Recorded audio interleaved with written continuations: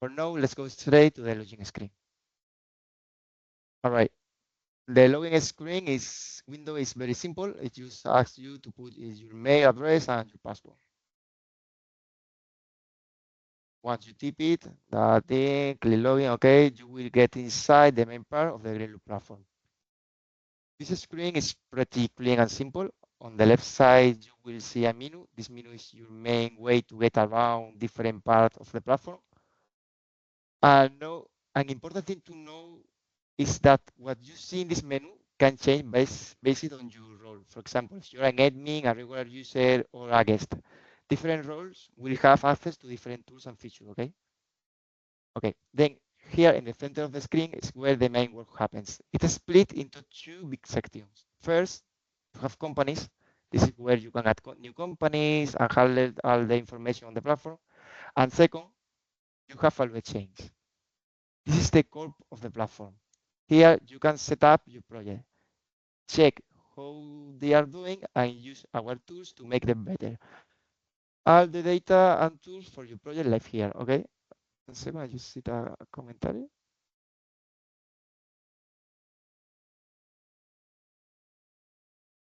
Give me a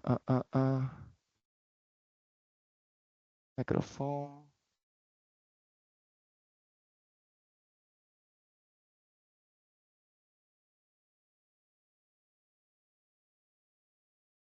You hear me now worse, right? Better, thank you. Yeah, it's better now. It's better now, okay. Before the audio was going up and down in volume. Okay. Yeah, now it's clear.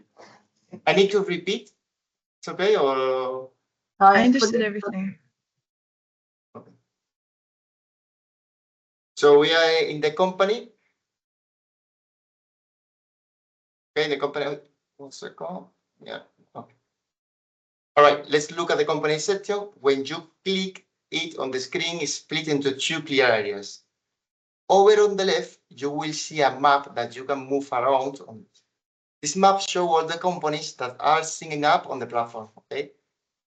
Below the map, you can also see the company's logos. This gives you a quick and easy way to find and select each company. Hi, Sergio. I'm Alessandro from 𝗵𝗲𝘁𝗲𝗿𝗄. 𝗵𝗲𝘁𝗲𝗄𝗿 is missing in the south. We are in the south of Italy, in Calabria. Okay, we need. I write you, but it's missing. Okay, we need to add, but this is just example data. Yeah, no problem. Okay. Thank you to me. Okay, the map has some cool interactive tools. For example, you can choose to show or hide the company name from the map with a simple click. And if you click on a company pins on the map, it will show you a web of the other companies that work together in the same value chains.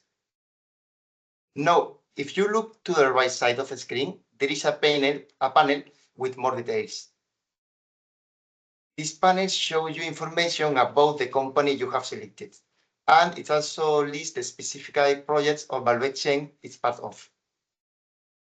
From this panel, you can also easily switch and look at the different company details. So if you have the right permission, for example, if you are an admin or the company owner, you are able to edit the company information. To do this, you just click the edit icon, which takes you to the editing screen. Okay. On this screen, you will see an options button.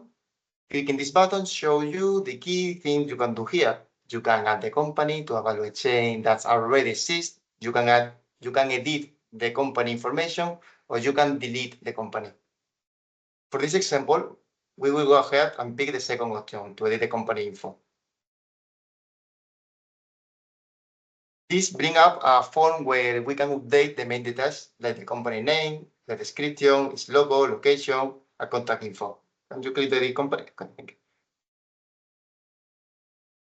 And just so you know, later in the second part of the workshop, we will show you how to add a completely new company and link it to the value chain, okay? We will cover that as a part of a full step-by-step sample. Now we're going to jump to the value chain section.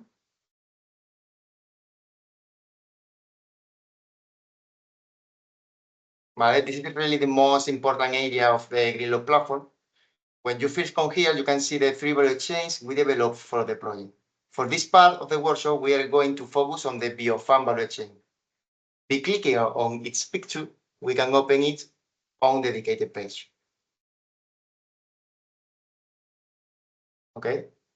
Now, one of the best features of the platform is that users can create their own value chain completely from scratch.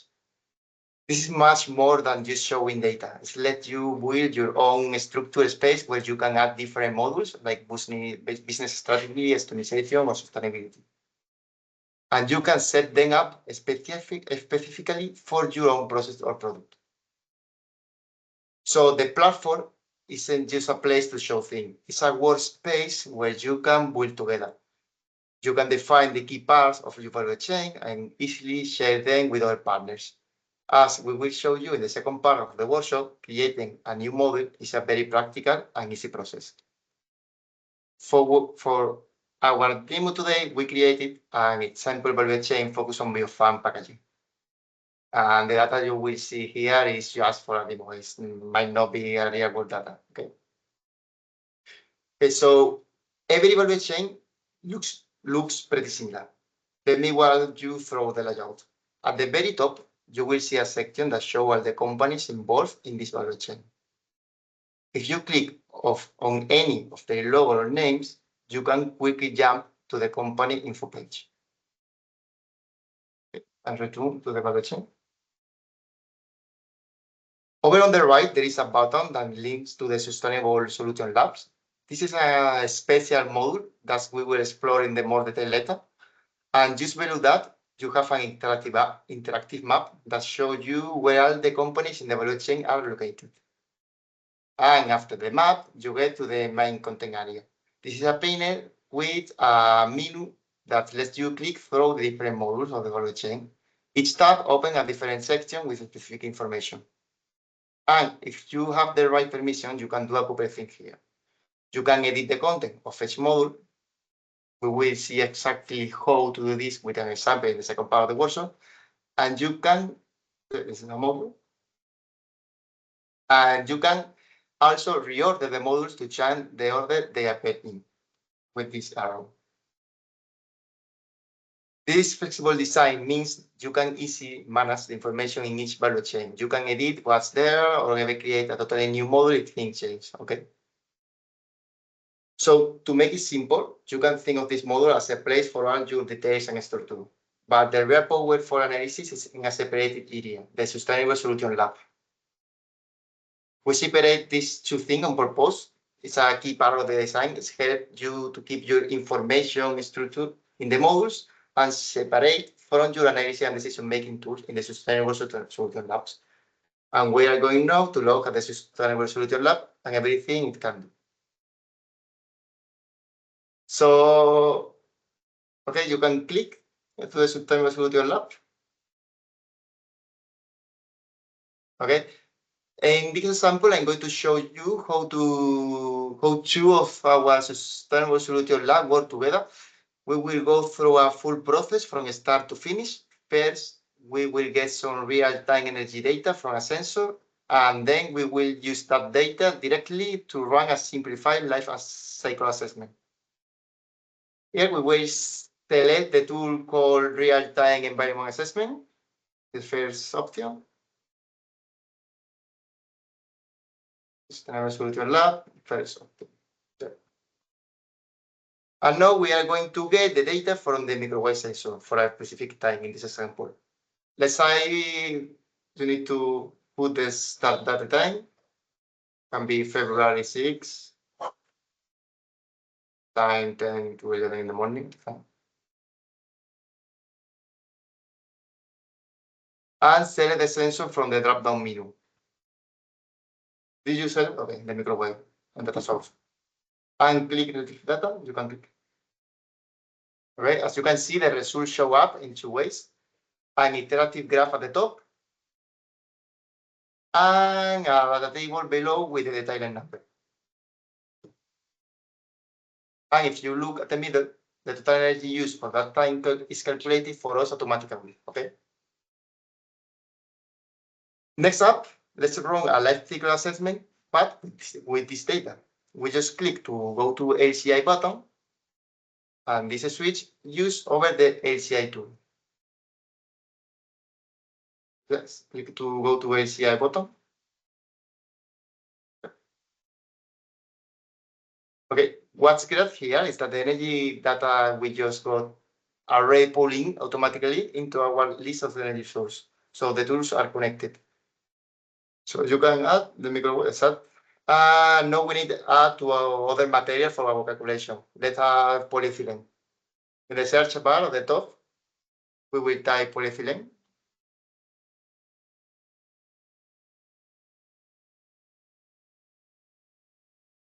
And from the list of appear, we will pick the right one. You can search. Okay. And the list, polyethylene fleece. Okay.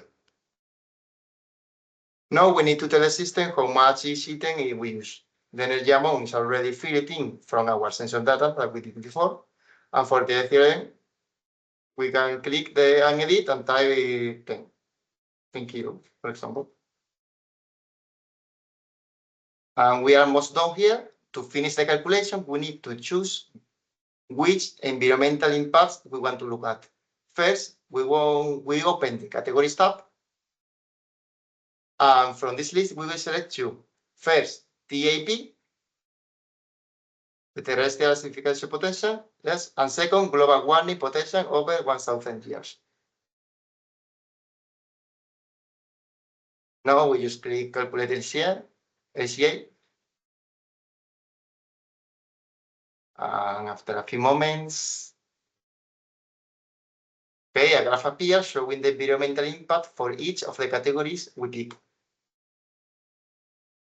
But we can go even deeper. The tool also lets us see exactly which input caused the most environmental impact. To do this, we click calculate contribution. And the tool then shows us a new chart breaking down how much each input, our energy, our materials, contribute to each environmental impact. It can even distinguish between what is called human processes and elementary flows. So this integrated example really shows how the Greenloop platform connects live real-time data directly with sustainability tools, and it helps you make informed decisions right here inside your bioeconomy workspace. Now we are going to change to another option, is to Solution Lab, which is equation solver and optimization.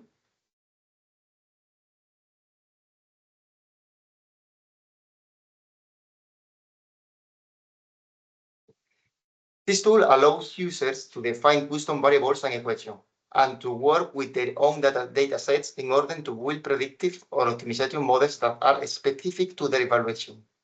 While the platform provides predefined machine learning models from some materials, this model gives us full flexibility to create, train, and optimize our own model from scratch.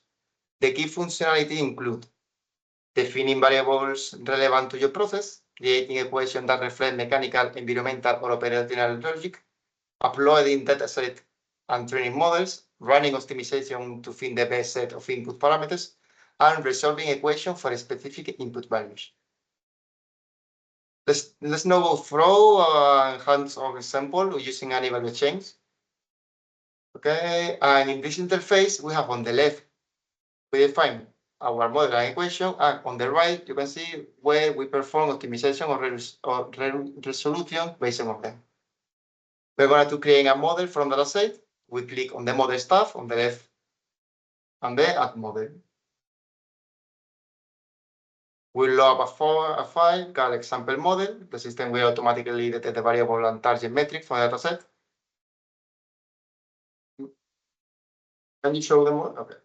This is the model. The first three, okay, the first three variables are the inputs, and the last one is the output. Okay. And you can add a short description and click create a model. Note that the model appears in the right panel. We can proceed with either estimating it or resolving it manually. We click to optimize and define the working range for each input. For the metric, we are put 0 and 1, and we are going to maximize. And for pressure, 50 to 25, 50 to 16. And for the settings, you can put 1,150 and 1,200. And click to optimize. When we run the optimization, the system calculates which combination of input produce the best output results.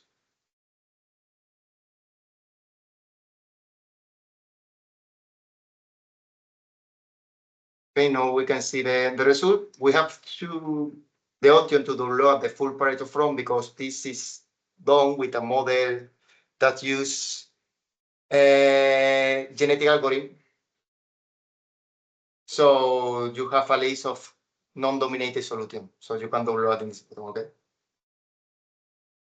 And now we are going to change to the manual resolution. Here we can also test specific values. We enter the values for pressure, humidity, and settings, and then click calculate.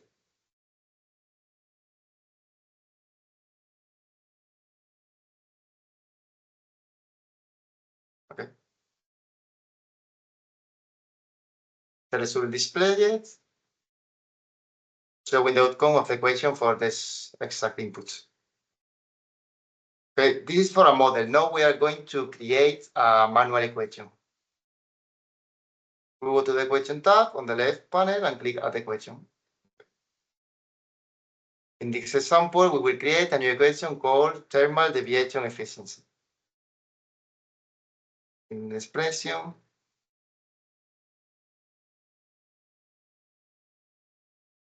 okay. This formula uses variable A, a measure material properties, 𝗙, final temperature, and 𝗙, initial temperature. Can you add another equation, Alejandro?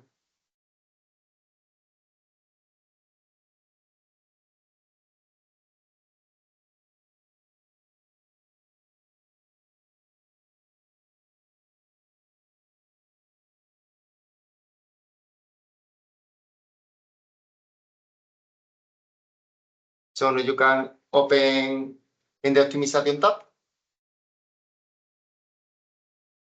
Open one equation. And behind the equation name, you have the button add another variable, okay? Add the other equation. This is because this is a multi-objective optimization, so you can add different equations and you can mix equations and models. You can do everything.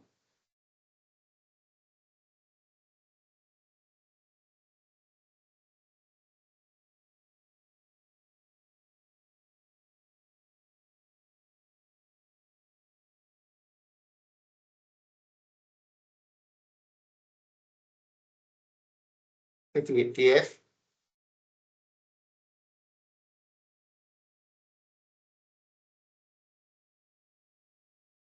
and for 0 to 400. You can optimize. The first one is to maximize and the second one to minimize. Okay.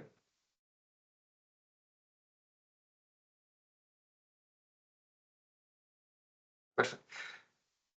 Now we are going to change to the batch prediction using the machine learning forecasting for the batch prediction. That is the last option in the solution lab. Go to the value chain, solution lab, and the machine learning forecasting.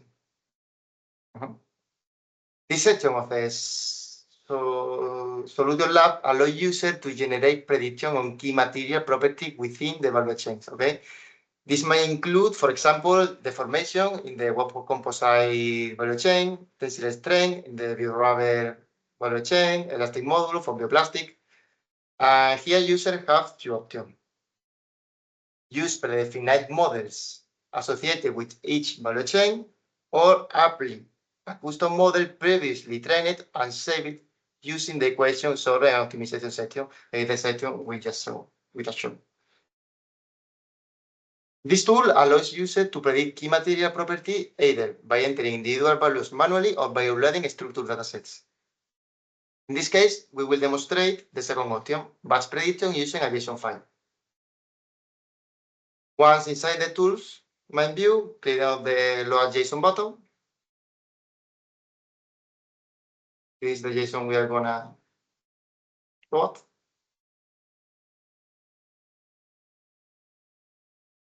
Unload the JSON, which contains a small batch of 15 inputs. And the platform reads the data and automatically processes the prediction. On the right side of the screen, we'll serve the predicted deformation values displayed in two formats.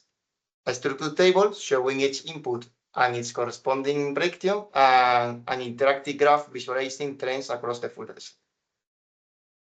This feature streamlines the prediction process for large datasets and supports more efficient evaluation of material behavior under various conditions. Now we are going to use a custom model from the equation model.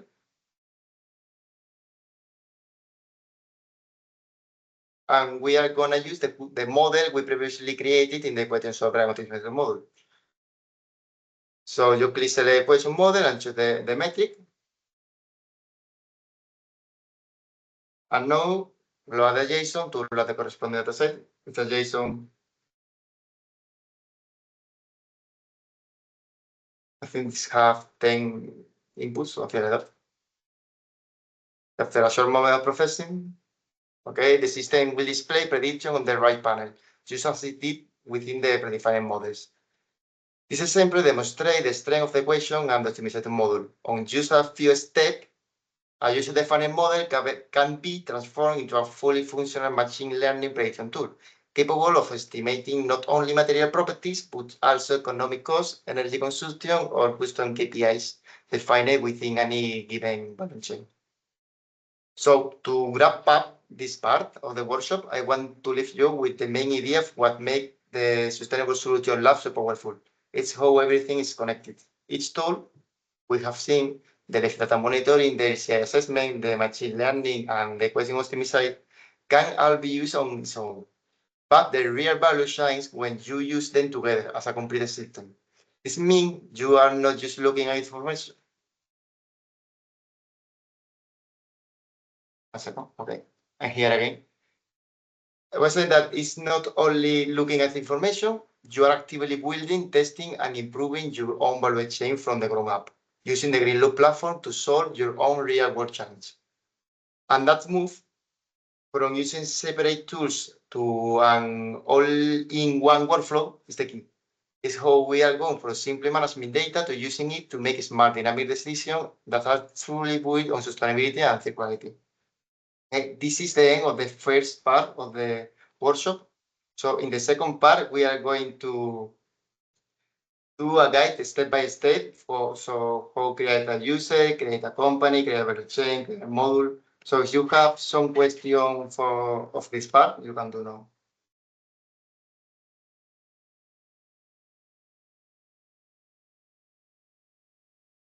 Okay, so we can jump to the second part of the workshop.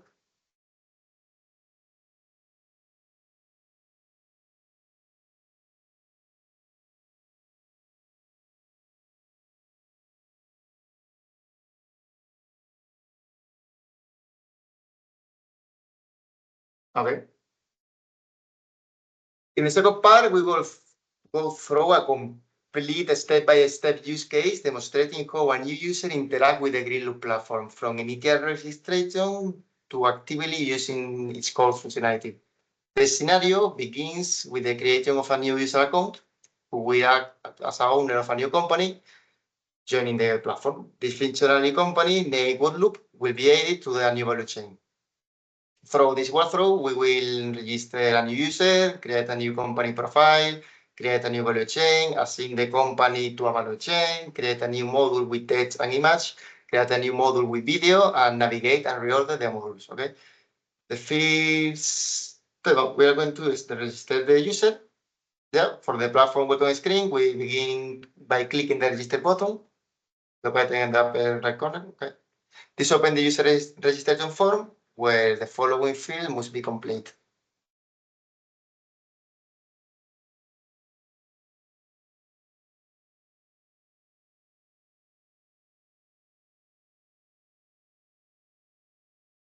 Okay, once the information is entered, clicking register completes the registration process and the new user account is created.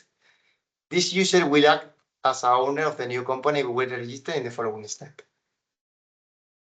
After registering as a new user, we gain immediate access to the platform. To create a new company, we navigate to the company section by the side menu or the center one, okay? And on the right side of the screen, within the green highlighted area, we click the new company button.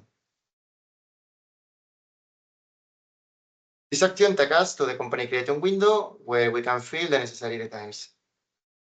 At a minimum, the company name is mandatory. Yeah, additionally, we can provide description, logo, email address, website link, location.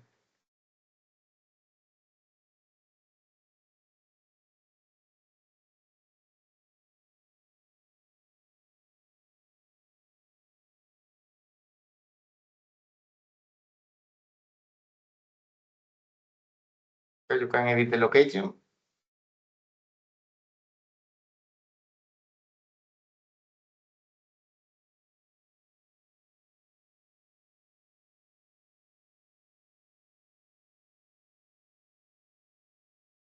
Fill the mail.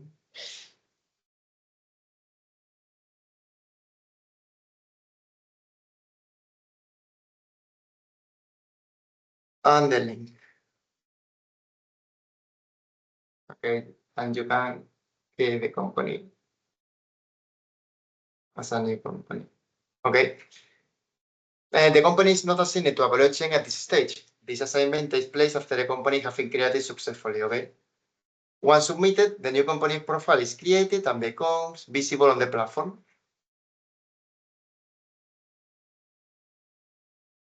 So now,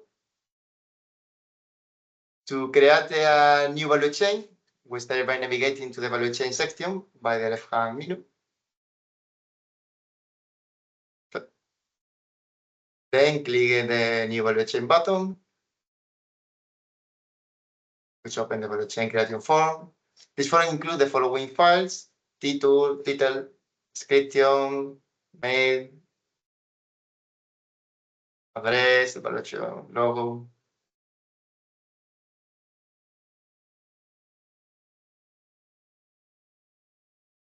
All this data that Alejandro is filling in, you have in the shared resources that we sent before the start, okay? So if you want to do or use the platform, you can use the same data. Okay, after completing the form and clicking submit, the link.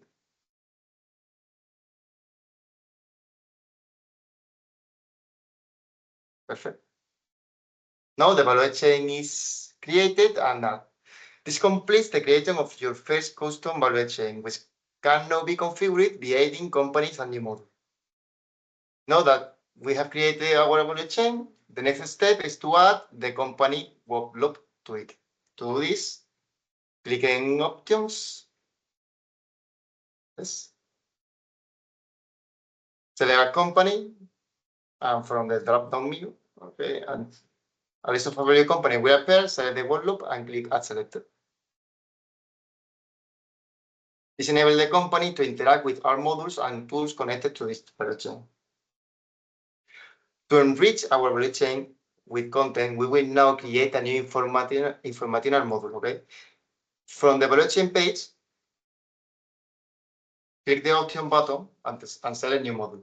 Add new module. So this opens a module creating window where we must complete the following fields: the title,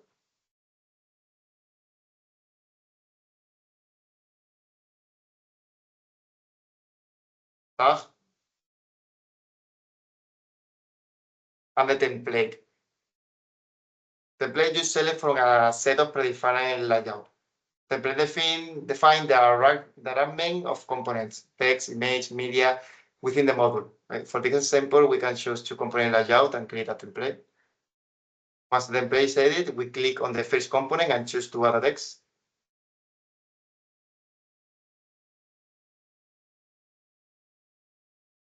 Okay, and a window opens, allowing us to enter content and format it. For example, font size, style, argument.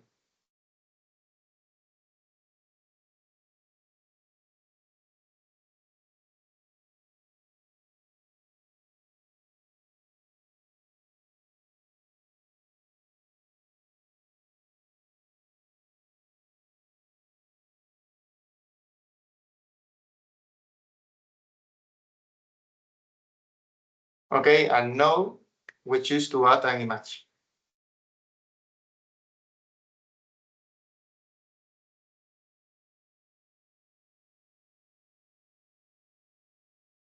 That image resolution and display size are constrained by the dimension of the module layout component. Okay. After both components are in place, we review the module and click Save Module to finalize its creation. Note that you can reorder the components into the template with the drag and drop functionality.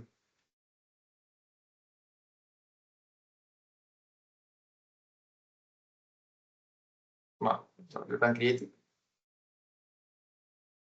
Now the module is now visible in the value chain and accessible to users with viewing or editing rights. And you have here a comment section too, that all users with view rights can view role can use it. Okay, and now we are going to create a module with video content. So we're going to options. Yeah, the module is on the bottom. To option, add module. The process of creating a module with video content is identical to the previous one, with one slight difference in the component selection. And you can add one component because we are going to add only one video. Okay. And click on Add YouTube video component.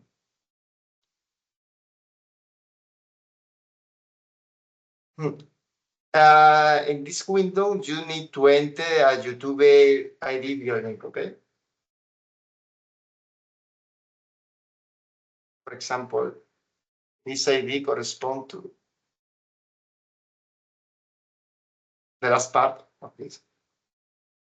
So after entering and validating the link, the video will be previewed within the module. Once confirmed, the video is embedded into the layout. Save module. Okay.